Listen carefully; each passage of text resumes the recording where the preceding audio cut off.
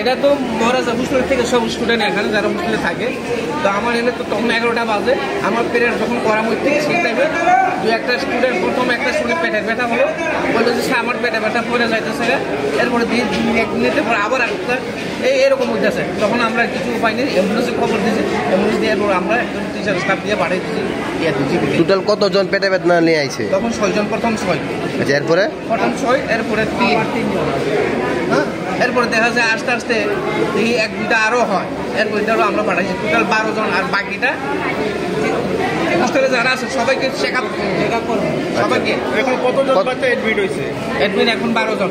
12 জন। আচ্ছা, সবাই কি মানে একই হোস্টেলের? একই হোস্টেলে। কোন হোস্টেল এটা? মহারাজা হোস্টেল।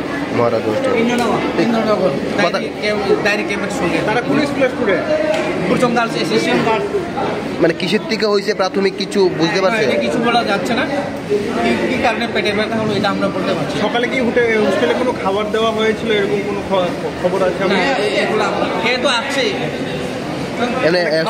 স্কুলে গিয়ে কিছু খাওয়া দাওয়া? না, আমরা কোনো মিড ডে মিল। ওরা কি হোস্টেলের না হোস্টেল থেকে খেয়ে এসেছিল? আপনার পরিচয়টা? হ্যাঁ, আপনার পরিচয়টা? বুরচং গার্লস এসোসিয়েশন।